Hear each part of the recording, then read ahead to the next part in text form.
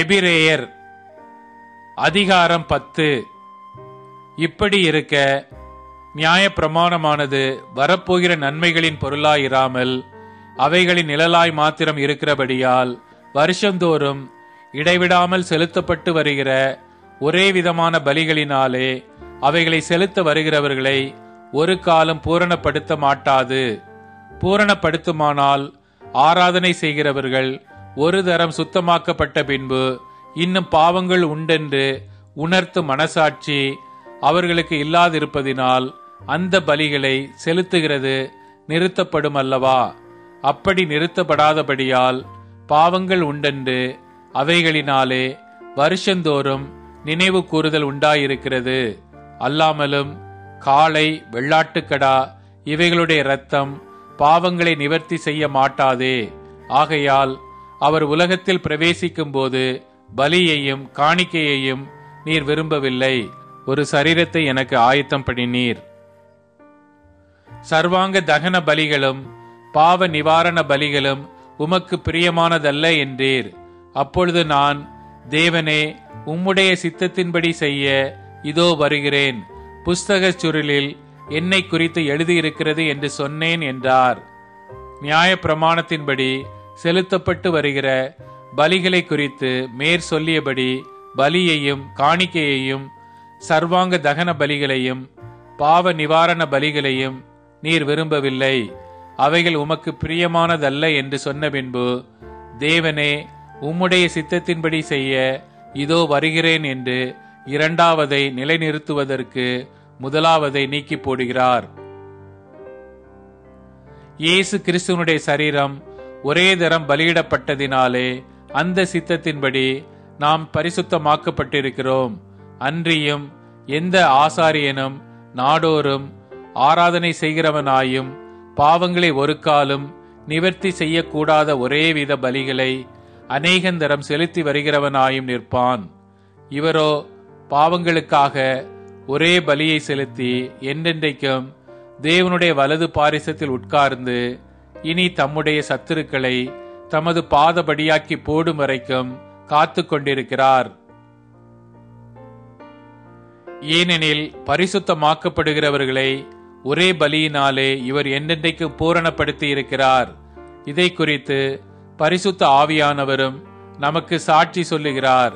எப்படி எனில், அந்த நாட்களுக்கு பின்பு நான் அவர்களோடே பண்ணும் உடன்படிக்கையாவது, நான் என்னுடைய பிரமாணங்களை அவருடைய இருதயங்களில் வைத்து அவைகளை அவருடைய மனதில் எழுதுவேன் என்று கர்த்தர் சொல்லுகிறார் என்பதை உரைத்த பின்பு அவர்களுடைய பாவங்களையும் அவருடைய அக்கிரமங்களையும் நான் இனி நினைப்பதில்லை என்பதை சொல்லுகிறார். இவைகள் மன்னிக்கப்பட்டதுண்டானால் இனி பாவத்தின் நிமித்தம் பலி செலுத்தப்படுவதில்லையே. ஆகையால் சகோதரரே, நாம் பரிசுத்த ஸ்தலத்தில் பிரவேசிப்பதற்கு இயேசுவானவர் தமது மாம்சமாகிய திரையின் வழியாய் புதிதும் ஜீவனுமான மார்க்கத்தை நமக்கு உண்டு பண்ணினபடியால் அந்த மார்க்கத்தின் வழியாய் பிரவேசிப்பதற்கு அவருடைய இரத்தத்தினாலே நமக்கு தைரியம் உண்டாயிருக்கிறபடியினாலும், தேவனுடைய வீட்டின் மேல் அதிகாரியான மகா ஆசாரியர் நமக்கு ஒருவர் இருக்கிறபடியினாலும், துர்மனசாட்சி நீங்க தெளிக்கப்பட்ட இருதயமுள்ளவர்களாயும் சுத்த ஜலத்தால் கழுவப்பட்ட சரீரமுள்ளவர்களாயும் உண்மையுள்ள இருதயத்தோடும் விசுவாசத்தின் பூரண நிச்சயத்தோடும் சேரக்கடவும். அல்லாமலும் நம்முடைய நம்பிக்கையை அறிக்கையிடுவதில் அசைவில்லாமல் உறுதியாயிருக்க கடவோம்.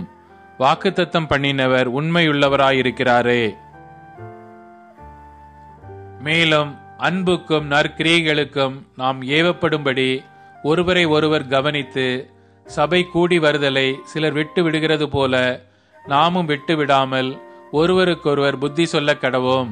நாளானது சமீபித்து வருகிறதை எவ்வளவாய் பார்க்கிறீர்களோ அவ்வளவாய் புத்தி சொல்ல வேண்டும்.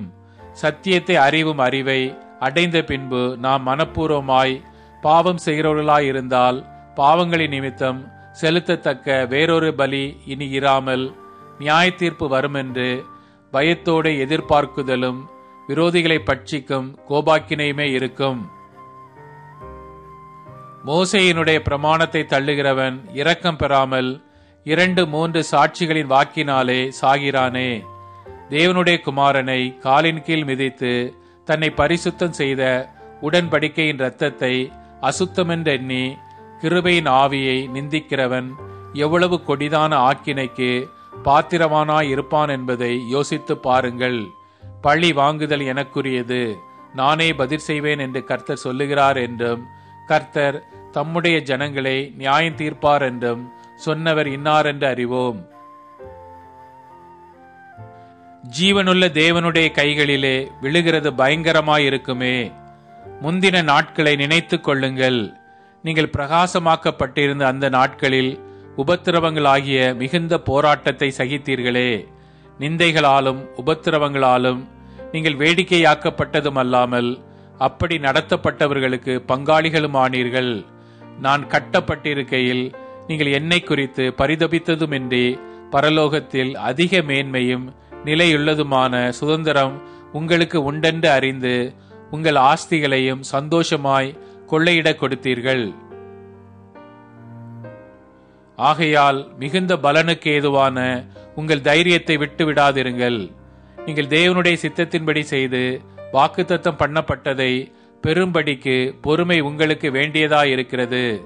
வருகிறவர் இன்னும் கொஞ்ச காலத்தில் வருவார், தாமதம் பண்ணார். விசுவாசத்தினாலே நீதிமான் பிழைப்பான், பின்வாங்கி போவான், ஆனால் அவன் மேல் என் ஆத்துமா பிரியமாயிராது என்கிறார். நாமோ கெட்டு போக பின் வாங்குகிறவர்களாயிராமல் ஆத்துமா ஈடேற விசுவாசிக்கிறவர்களாயிருக்கிறோம்.